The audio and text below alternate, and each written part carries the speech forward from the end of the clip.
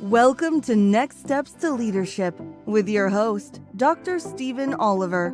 In each episode, we invite experts to share their passion and their leadership journey to help you in your next steps. You can find this show on YouTube, LinkedIn, Apple Podcasts, Spotify, and on our website, hrcvision.com. Now here's the host of Next Steps to Leadership, Dr. Stephen Oliver. Well, hello to everyone. Welcome. So glad to have you. I'm Stephen Oliver, or also known as Dr. O, and welcome to my podcast, The Next Steps to Leadership. Again, really glad to have you. I'm so excited to have such a wonderful guest today. I'd like to introduce you to Dr. Martha Soehren. And so Dr. Soehren has a fantastic career and background, and so great to learn from her today.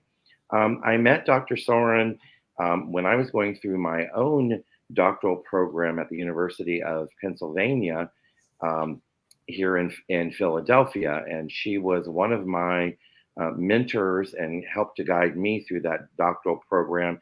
And I had the honor of working on a project with some of my colleagues and Dr. Soehren and some of her folks at Comcast. And it was really an interesting journey.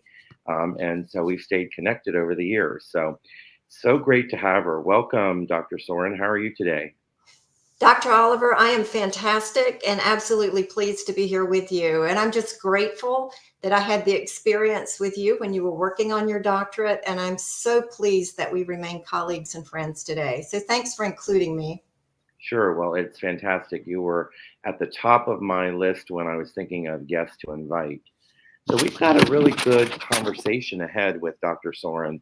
Dr. Soehren has a really interesting background working for the Department of Army, working for Comcast. She was the Chief Talent Development Officer, and that is a very large organization. Actually, I can see the tower from my bedroom window at the top of my house here in Philadelphia. A lot of people are connected to Comcast for their cable provider and other services. And so now she has embarked on her own consulting, Soehren and Associates, and she's an executive coach and advisor. So she is doing a lot. I asked her how much time she has, and she'll tell you, but she's doing a lot. So that's great.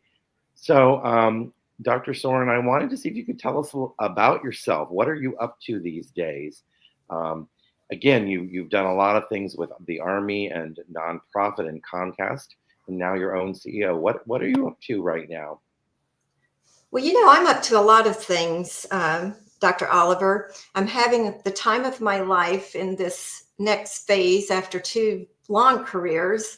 I'll touch a little bit on my careers, though, because I think it's really important for where I am today. So with Department of Army, I spent 25 years.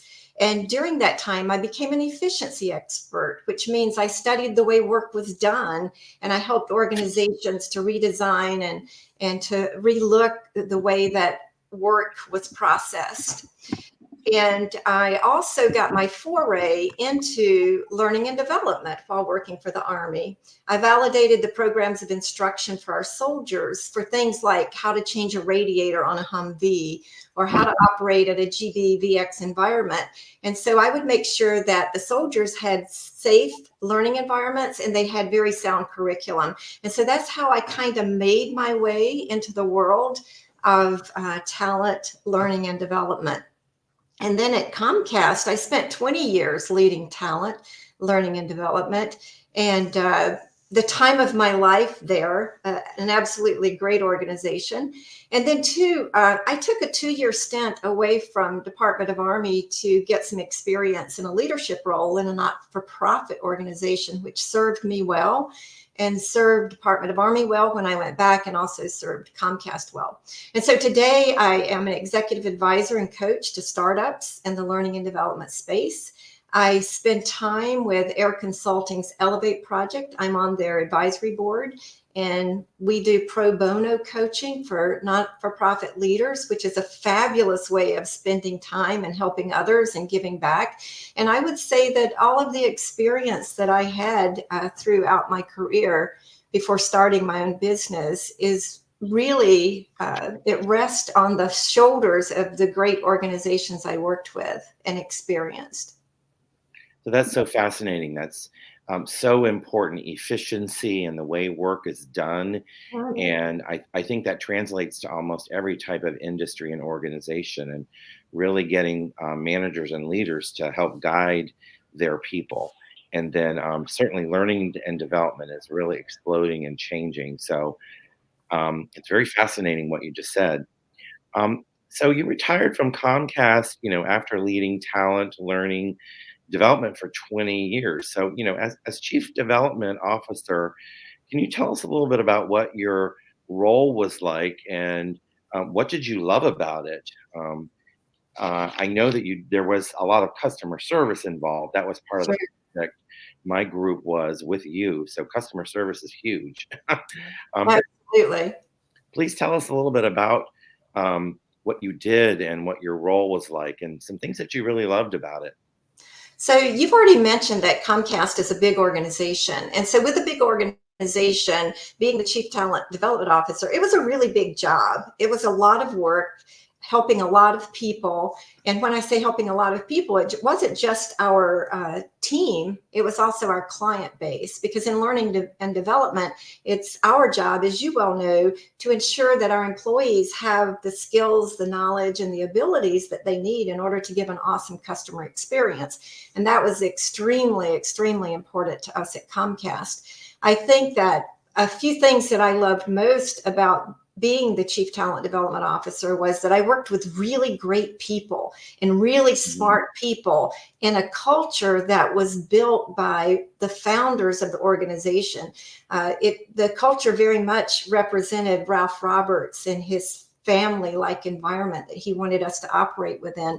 So it was really easy to go to work every day and work really hard doing what we needed to do to take care of the customer experience, and doing that by ensuring we had the right talent prepared for the bench, the right talent selected for the jobs that needed to be done, and that the learning and development happened from a broad-based perspective for those people who needed the skill development to serve the customer and do the job, regardless of which functional area it was. That's another aspect of the complexity of the job, was there were so many functional groups that we were responsible for, because we had learning and development for all of Comcast Cable. So you had the technicians, the network engineers, the call center representatives, the salespersons, the inbound, the outbound, the residential, the commercial. So it was a really fun, exciting job. I loved it. I had the best job in the company. And I told that to Mr. Roberts many times. And yes, and Comcast is more than just Philadelphia. It's all around the United States. I Yes. remember we spoke with some of your group in another city. So, definitely a lot of challenges working around the country. So that's fascinating. I wanted to see if we could just rewind a little bit, and, if you could talk a little bit about some of your aspects of your 25 years with the Department of Army that helped to connect to your experiences at Comcast and help it to make it a little easier. If you could touch on that, that would be fantastic. Absolutely. And that's a great question, Dr. Oliver. Working with the Army, I learned to plan, execute, and evaluate on a dime. Hmm. And in the evaluation, you did one of two things.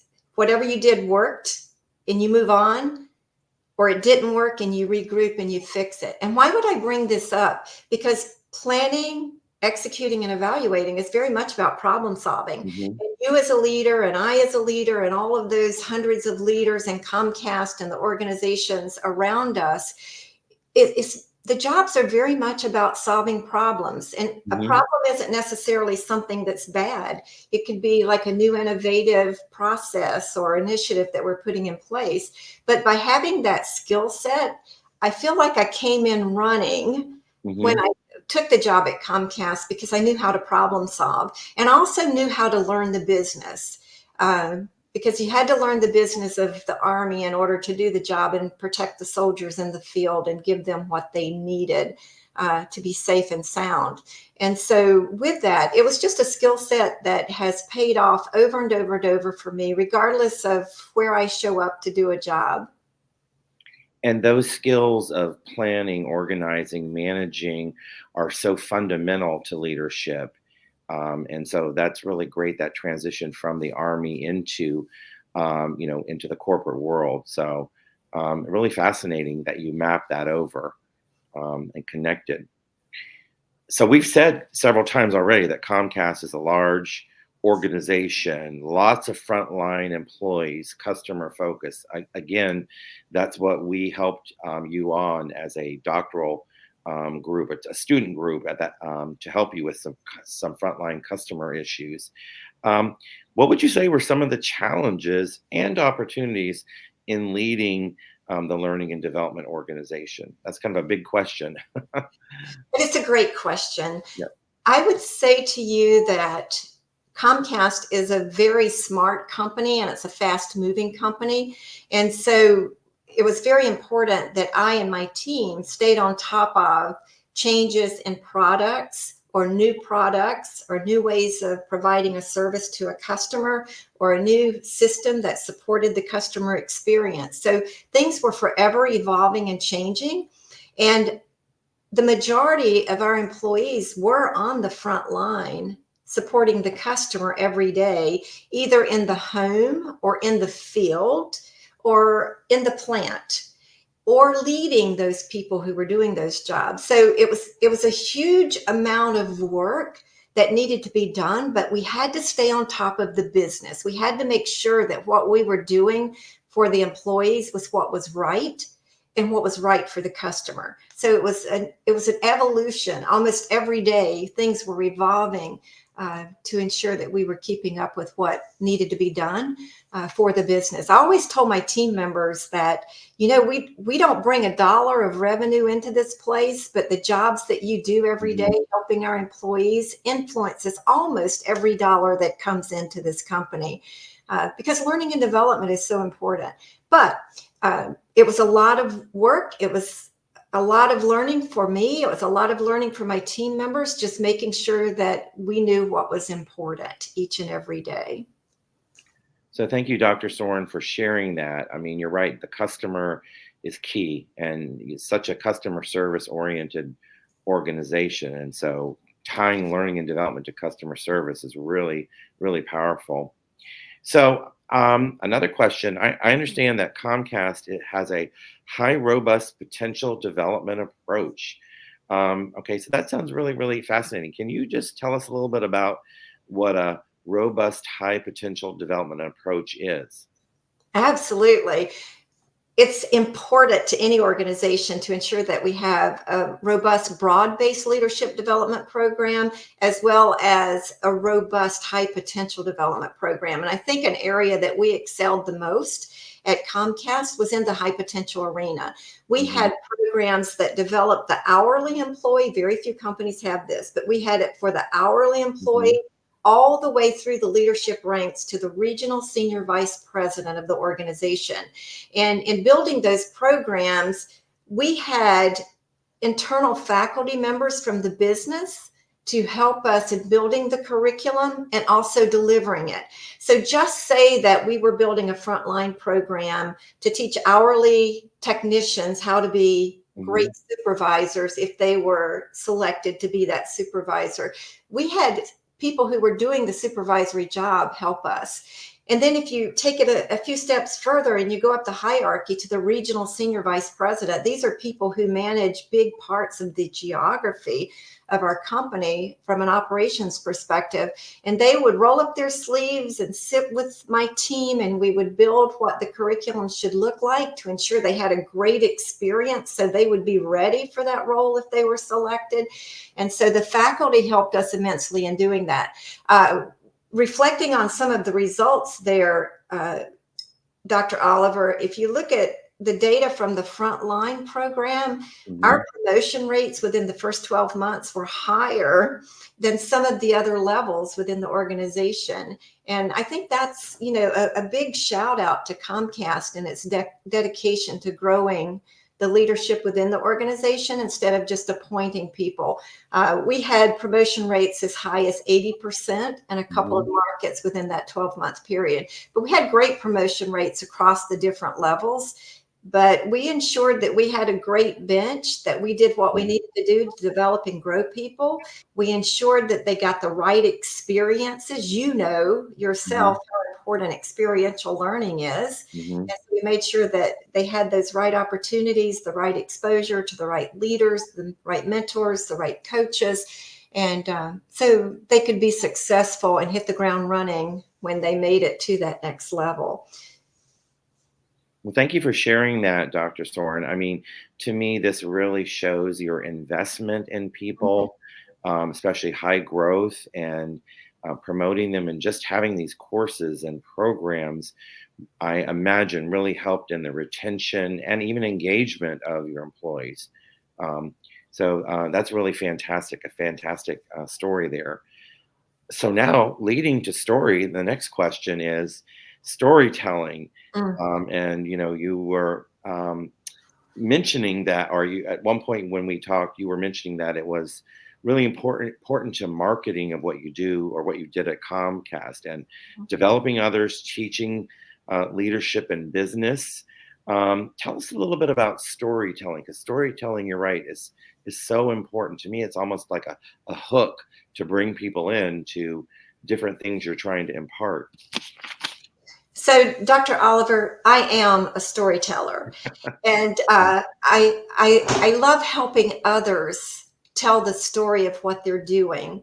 We all put decks together, we can all pull data together, but unless we can share the story in the right way, we're not going to have the same amount of impact, and the amount of recollection of what we said will be much lower without the good story to go with it. And it's not just around the data or the value of Mhm. the work that we're doing, it's also around the leadership experience. We can tell a story about a leadership experience to support an important principle of leadership. And guaranteed, those learners will remember the story far longer than Mhm. anything that you and I lectured about. And, Right. I'm, and I'll give just like a little simple story that I've used so Mhm. many times, and it's around the fact that words matter. Mhm. As a leader, the words that we use, the words that we say when we're interacting with our team members or others are really important and truly matter. And I had a team member, and she was a frontline manager, and we were chatting one day about pets. And I said, well, I don't like cats. I don't have cats. I don't like cats. But I'm really great with other people loving their cats and having them as pets, because I had them as a child, and there's a long story Mhm. to that, but I won't go into that one. But here's where I'm going with this one. Not even thinking, Dr. Oliver, Mhm. I gave this young lady a gift at the holiday season, and it was some all occasion cards, and each card had a cat on the front. Oh, okay. So Nice. Very she nice. opened the gift, and she had tears to run down her Mhm. face. And I said, "Oh my goodness, what's wrong?"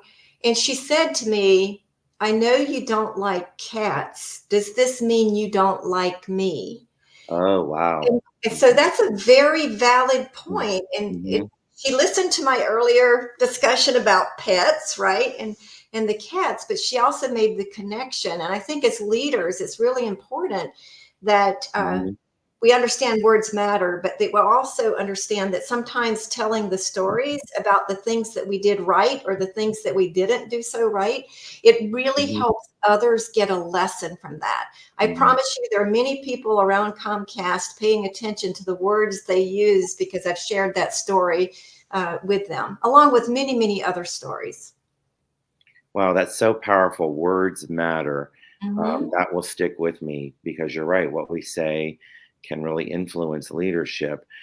What a great story. I love that. By the way, I also teach academically, and I have lots of students who have cats, and I love when the cats walk across the computer and the tail goes under their nose. Yes. I enjoy that, but that's a very powerful story, um, which really resonates, and the importance of storytelling is so great. Um, so I thank you for sharing that, Dr. Soren. Um, so I wanted to take just a little different direction in our discussion today. So in a way, we're in post-COVID. I mean, post-COVID, that's debatable, but the major pandemic has changed, and a lot of things are coming back to normal, or whatever normal is. What's your take on talent management today, especially in the media and entertainment um, industry, or a media and entertainment company such as Comcast? What do you see is going on today?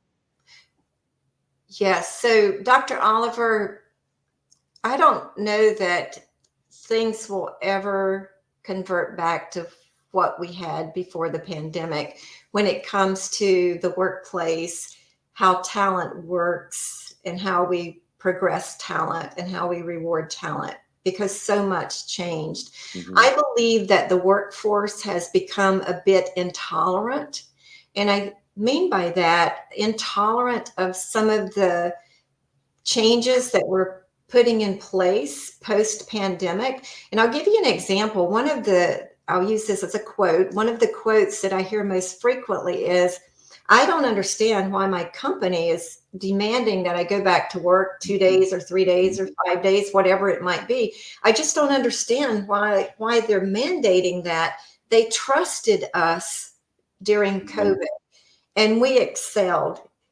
We did a great job, but now suddenly we're not trusted to work remotely or to not show up in that workspace in the workplace. So that's one side of it. But then there's the other side of it, Dr. Oliver, where I know organizations are looking to rebuild teamwork Hmm. and rebuild the face-to-face development opportunities that we get through exposure meetings or coaching or mentoring, those things that are hard to get through a camera. I mean, they're there, but it's just Hmm. not the same. So we're kind of caught in a catch 2020 when it comes around where we work. I think too that our employees have low tolerance for leadership not paying attention to their well-being. And I would put in their well-being, their focus on family, because Hmm. that changed a lot, right? I know I had this group of young talent that I was speaking with on a webinar, and they shared with me, one of the things I love about the remote environment is I get to meet the family members and the Hmm. cats and the dogs of Hmm. my teammates. And when I show up at the workplace, that doesn't happen. So it opens up a whole new environment and set of, friends in the relationships that I build virtually. So somehow we've got to figure it out. I don't think anyone has, but there's a lot of work to be done. And I think there's a lot of measurement that needs to happen Hmm. from an engagement perspective just to see what's working and what's not. Like I like to dropped my hat when Zoom decided to make their employees come back in the workplace, right? Right. And because they had enabled us uh, during the pandemic. But I've Mhm. said a lot. I think talent is a little antsy. Talent is ready to Mhm. move to get what they want because they are intolerant of Mhm. a lot of things these days. I hope we all learn together and we come out of this by really evolving the workplace so that people are eager to do what needs to be done, Mhm. eager to show up where they need to show up, regardless of where it is, and that we continue growing great talent and progressing great talent. So that's a fantastic response. I actually have gotten those types of questions in the past couple of months. What do I think about going back to work, being remote, and I get so many different responses, and you're right, it's a challenge. To me, that door has been open to allow people to work at home, and so it's a big challenge. In addition to the cats walking on the computer, I have students. that brings so many family members Yes. into, as you said, little kids. It's wonderful as they're going to bed, and they wave into the camera, or husbands or wives or partners, whomever, dogs as well. Sure. But you're right, it's still a dilemma. And I really appreciate what you're saying about trying to still develop talent wherever they are. So thank you. One of the things if I worry about anything, I worry that people feel they're not trusted, and Hmm. somehow we've got to get past that, right? How do we build that essence of Hmm. trust and real Right. trust around the expectations and where we work? And by the way, I like seeing the cats and dogs on the screen too. And my thing to add to what you're saying is this whole work-life balance. I mean, Yes. I mean, I know when I teach tonight, my students will take a quiz and I will put the trash out and then come back. And so, Right. it's this balance. That's right. Yeah. So fascinating.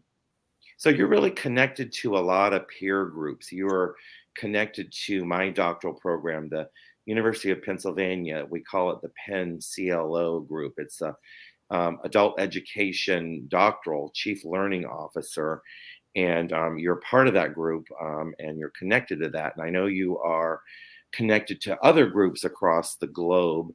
What are you hearing? What are you seeing about recruiting, retaining, engaging talent? Yeah, so a few things. One is there's a lot going on with the globalization of talent. Hmm. We're being more far reaching in how we recruit and acquire the talent. Our organizations are becoming more global. I can remember when Comcast was not a global organization, and today it is. So the world of work is expanding, and we've got to respond and meet the changing demands. I think too, we have an aging workforce. I was on Hmm. a call with a young lady today. The subject was, what can we do to ensure we have the bench ready, because we do have aging talent and they're going to be exiting, and we're not doing anything to store their wisdom or their intellect. So what might we do? So organizations are looking more at apprenticeships or at Hmm.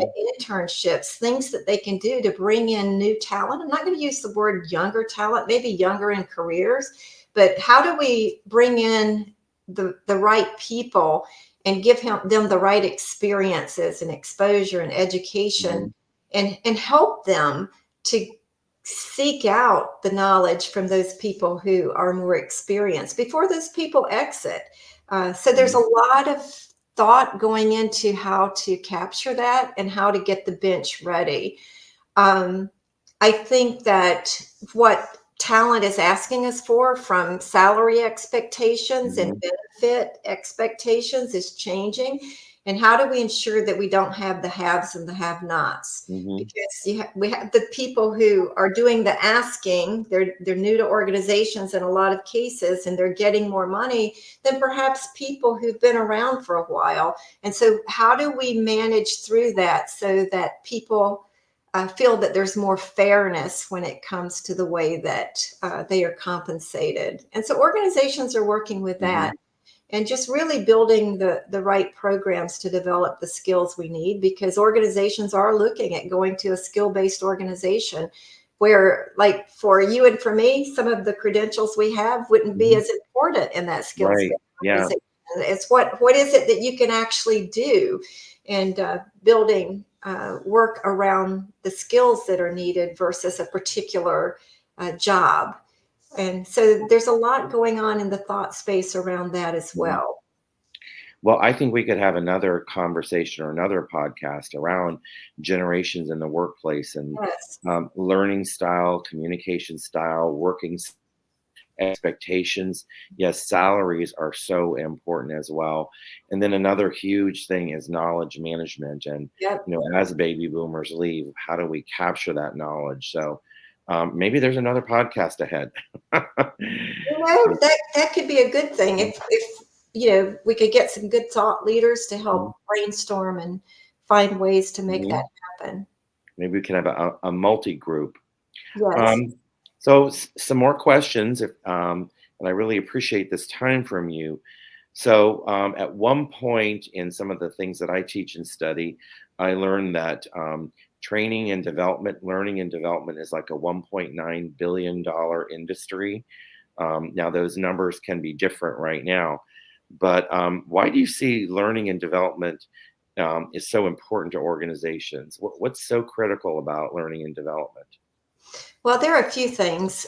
One is I've always felt that a consistent learner experience is going to get you closer to a consistent customer experience. Hmm. And so if we kind of back into that, if we teach the right information, the right systems, and the right skills, then we're probably going to have a higher level of customer experience. Hmm. So that would be one of the reasons. Another is organizations that invest in their people, whether it's through the skill building or knowledge building, but through high potential development and through broad-based development, it is perceived as a benefit. The organization is giving me something for what I do every day. The organization is helping me to grow and to learn and to progress, and it's seen as a benefit. At Comcast, we built the training hours that Hmm. people completed. We built it into their annual reward statement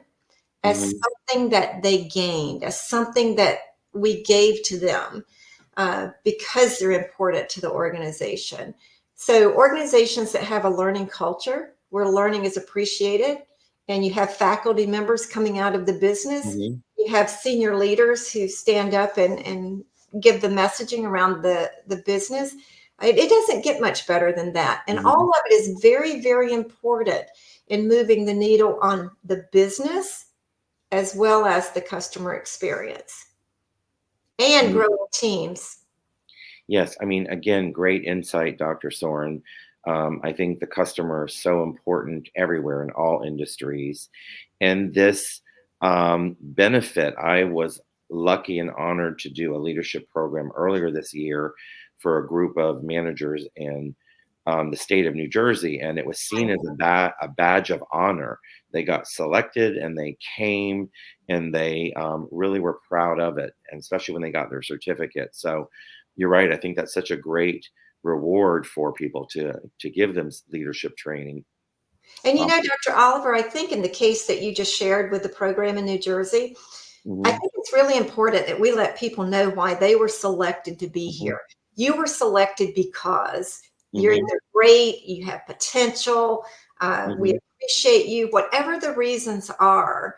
By letting them know that, some organizations don't, but by mhm, letting them know that, they're going to feel more valued and they're going to have a better story to share mhm. when they come Yes. out the other end with that certificate or that diploma or whatever it might be. And their stories were powerful. And the other thing that was really interesting, it was a large organization, but people were from all different parts of the organization. And they all came in, they knew of each other, but they got to know each other better. And they found that they had some of the same challenges with their employees, even though they were in very different divisions. And I imagine you experienced that at Comcast, people doing different types of work, but having similar challenges and opportunities with employees. Indeed. And I think that the cross functional learning experience that you're sharing there is magical Mhm, because when I could see what I do in customer service and how it mhm, impacts the leader in technical operations, then I'm going to be more cognizant of how I engage, what I produce, what I give, because I understand how it impacts my colleague in another mhm, part of the organization. The more cross functionally smart we get, the more mhm. valuable we are to the organization.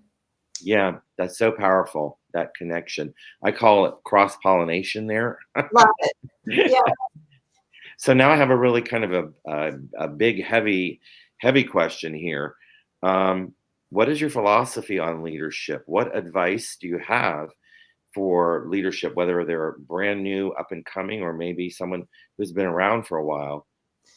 Yeah. So I have three key principles that I want every leader to work on and to make happen Hmm. and to excel at. And they are: Number one, do what's right. If you have doubt about what you're doing, then ask someone, but always do what's right for the business, what's right for your people, what's right for the Mhm. organization, and so forth. The next is always be good to people. You cannot afford to mistreat employees. And I have seen it happen, and you've seen it happen, Dr. Mhm. Oliver. You've heard people raise voices or use Mhm. word choices that aren't right, but don't. To be a great leader, you've got to be good to people. And then the third is to get the job done and get it done right. And in doing so, by being a great leader, you're going to have people following you, and they're going to do great work, and they're going to Mhm. grow other great leaders. So I will just summarize by do what's right, be good to people, and get that job done. It's fairly simplistic. And I think too, as I look at a leader getting caught between what's strategic and what's tactical as they're doing all of that work that has to be done, I like to put an umbrella out in front of people. Mhm. When we're strategic and we're building and we're innovating, we're on top of that umbrella. But when we're getting tactical and into the day-to-day business of what our team members are doing, we're up under that umbrella, right? We're getting Mhm. into the intense space. So as leaders, let's also ensure that we distinguish between our strategic space and our tactical space, because in doing so, people are going to feel more appreciated when they're given the right to do the jobs under that umbrella that they were asked to do, while we as the leaders are up on top, building the strategy and looking forward. Well, I think you have a great book ahead of you if you have time. Well, Do let's help me. I'm happy to help you. Do what's right, always be good to people, get the job done. So I Yep. think that's fantastic. I'm happy to help out. Um, so something else, coaching has been around for a while, and we think of coaching in sports, but coaching is coming into the the business world, and it's really growing a lot. And so you're a senior executive coach. Can you tell us a little bit about what you are doing in this field? I'll be glad to. And first I'll go back probably about 8 or 10 years ago. And I will say to you that during that time period, coaching was looked at as being something that would correct me, something Hmm. that would put me on the right path, because I hadn't been doing things necessarily the way they should have been done. Today, it's very different. Coaching is a blessing. Having a Hmm. coach is Yeah. like a gift. Hmm. Someone is there to support us and to help guide us and to give advice. So, as I think of coaching today, at Comcast, we built a really great transition coaching program so that anyone who was promoted or hired into the company into a leadership role, or that just moved across horizontally into a different leadership role, Hmm. we would give them a transition coach to help them get acquainted with the Hmm. role and the people, and to feel more comfortable in what it was that they were now doing.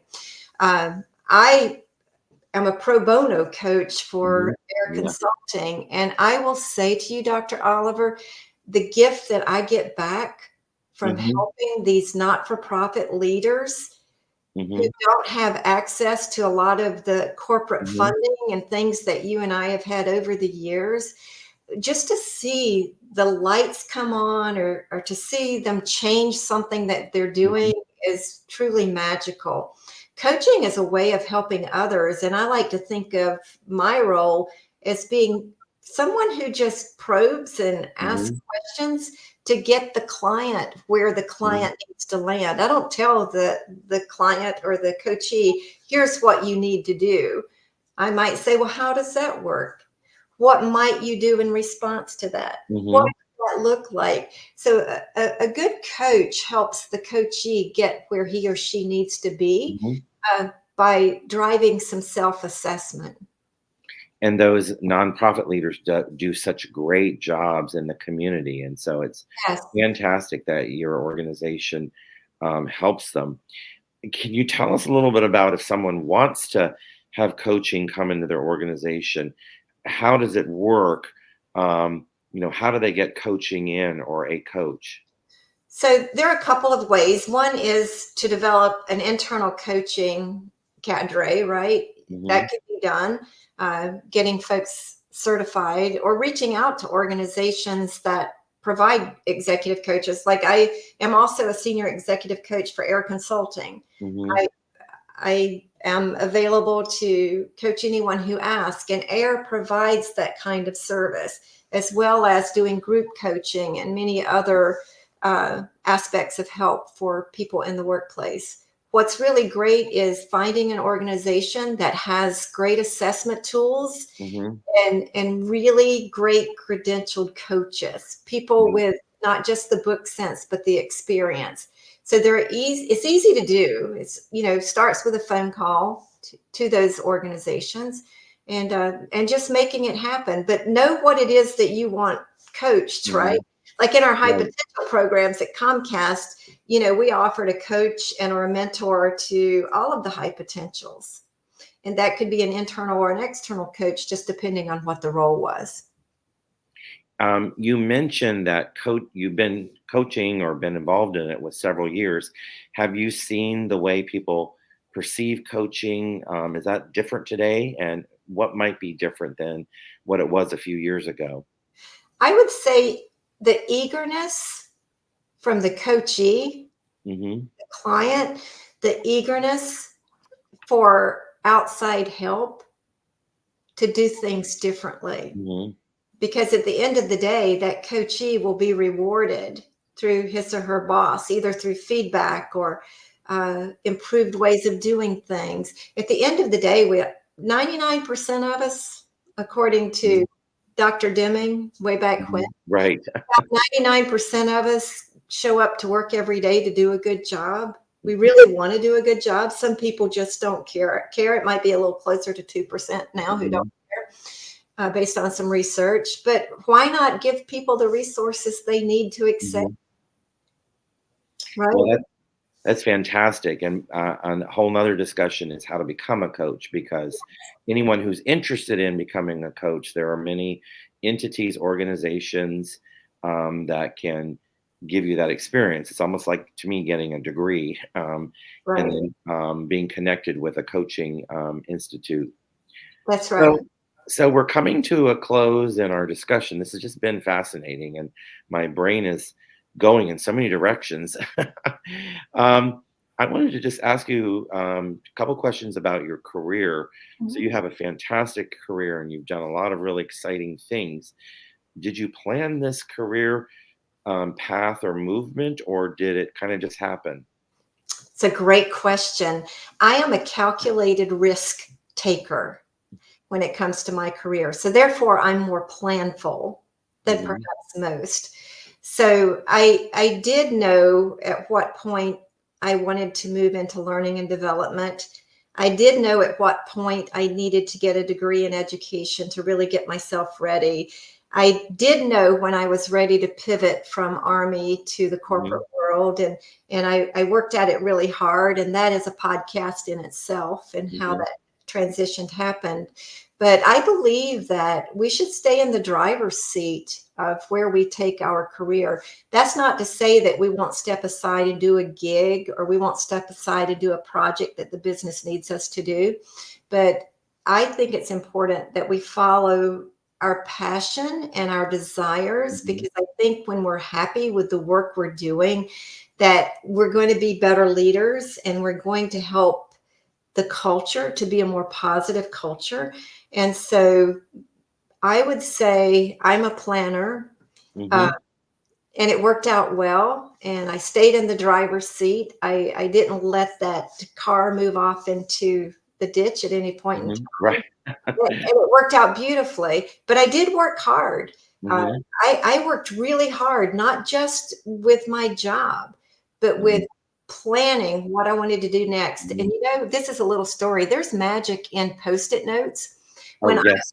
when I was working on something for my career, I would break things down into little steps, and I would put a step on a Post-it note. I would have little stacks of Post-it notes running down the wall. And it was Hmm. so therapeutic to pull a Post-it note off when I got one of those steps done. But it's because I was so focused on ensuring that I built my career the way I wanted to build it. And I would say that I have had the best bosses, the best leaders, and the best opportunities, both with Department of Army and Comcast, unbelievable people to support me and help me. And I will say to you, Dr. Oliver, one of the most frequently asked questions I get about my career is, you were in the Army or you worked for the Army, and you were also in the cable industry. And those are very male dominated industries. Mm-hmm. How in the world did you succeed as a female? And I will say to you, I never had a male try to hold me back. Mm-hmm. But I could give you a list of women who felt it was their role to hold me back, right? Wow. And so I share that because we should all support each other, men and women alike, as they work on their careers. That's really, really powerful. Great suggestions. And so I just love your mini story there. I actually had a student today. She came in early and pulled out a stack of Post-it notes. And she said, I'm excited. I can throw these 3 away. Right? And I do Post-it notes all the time. I also do to-do list as well. And it's rewarding to check them off. But thank you for your story about your career journey and being a strategic risk taker. A lot of people are, afraid to take a risk.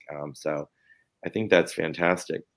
So in closing, do you have any other advice for others in their career planning? What advice might you have? I mean, I don't know if everybody can be strategic, but what additional advice do you have? I would say own it. Be bold, be courageous, be resilient. Every time I made a step, it doesn't mean that I got good news. There were times I had to regroup, right, as I was moving through my career progression. But the bolder we are, the more courageous we are, and the more resilient we are when things don't necessarily go our way, the better off we'll be. So own it. Make it happen. Go there. Do it.